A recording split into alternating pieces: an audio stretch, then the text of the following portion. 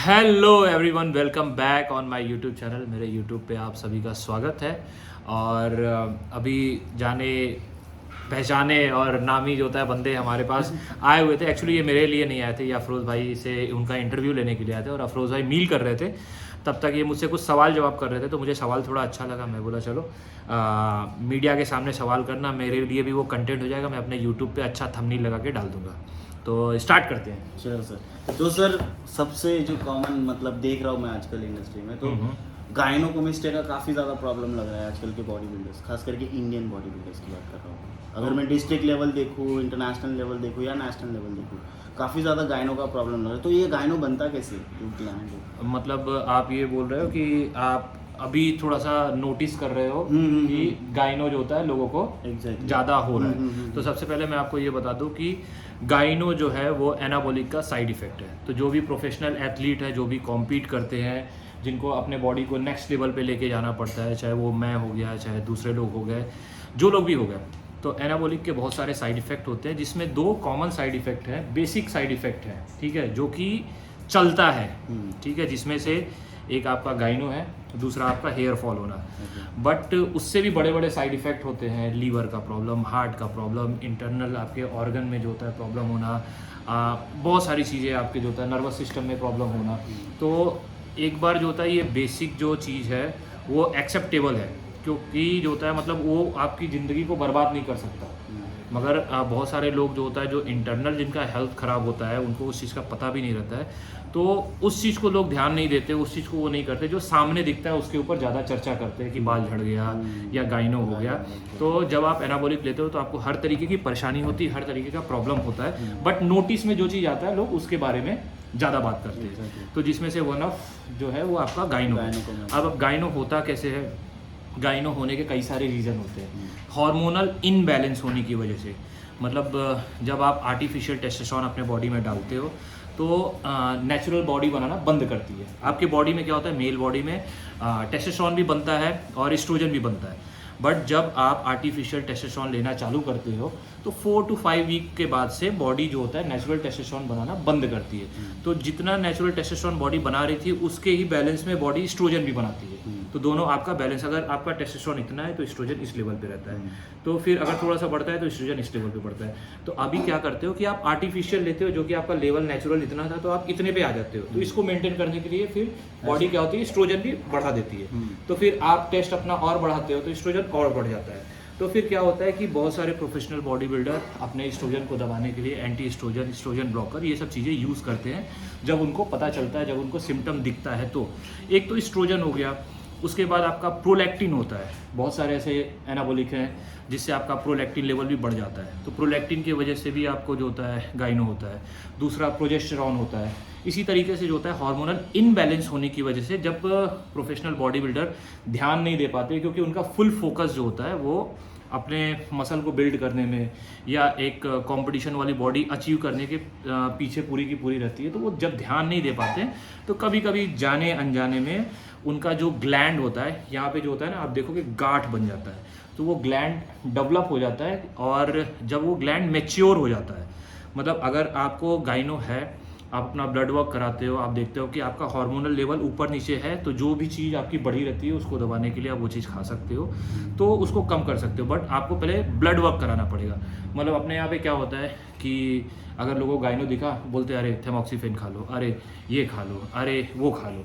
तो बिना रोग के जाने आप उसको मेडिकेशन आप नहीं कर सकते।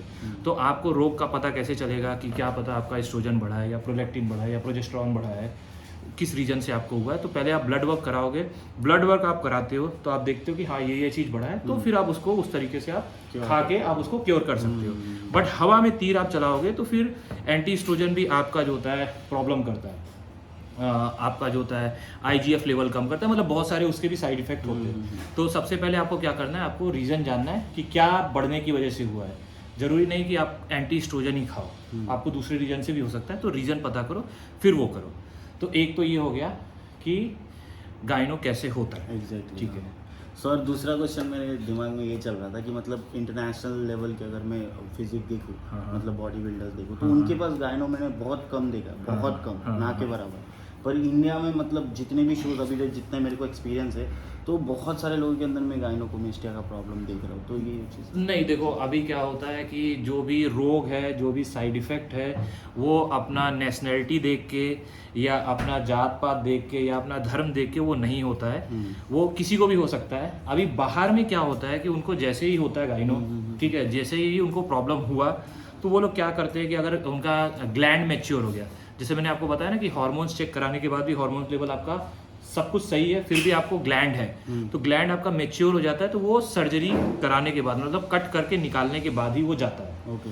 तो बाहर में लोग जो होता है जैसे ही उनको होता है वैसे ही वो या तो जो होता है अपना मेडिकेशन कर लेते हैं, अगर मेडिकेशन नहीं कर पाते तो वो ऑपरेट कराते हैं। अपने यहाँ पे क्या है कि लोग मतलब झेलते हैं उसको उतना ध्यान नहीं देते, उसको जो होता है या तो उनको टाइम नहीं मिल पाता या तो उसको जो होता है मतलब उनके अंदर डेयरिंग भी होती है। मतलब बाहर थोड़ा सा लोगों को संकोच लगता है कि नहीं यार ऐसा है, मैं कॉम्पीट नहीं करूँगा। यहाँ पे लोग बोलते हैं कि नहीं, अपने गेम को ज़्यादा प्रायोरिटी देते हैं, वो गैप नहीं देते हैं कि मतलब चलो गैप करके पहले सर्जरी करा लेता हूँ, पहले कट कर लेता हूँ, तो उसको वो नहीं करके वो जो होता है स्टेज पे उतरना ज़्यादा पसंद करते हैं। बाकी ये प्रॉब्लम किसी को भी हो सकता है।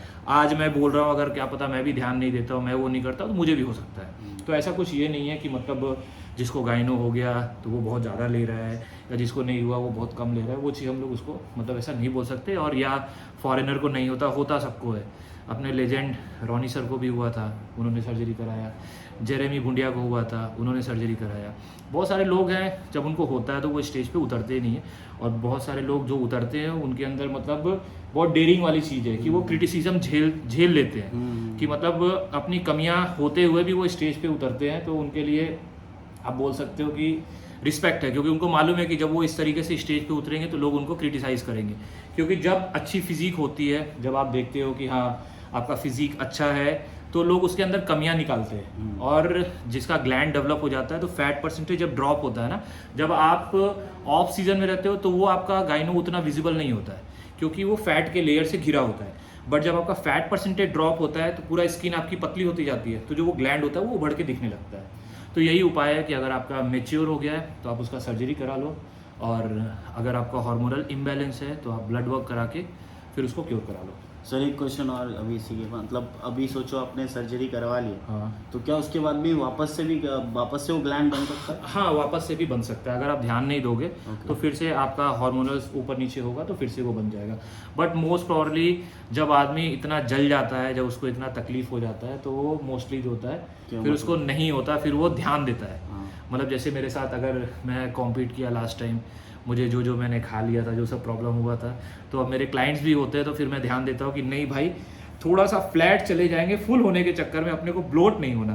तो बोलते हैं ना कि दूध का जला छाछ भी फूक फूक के पीता है।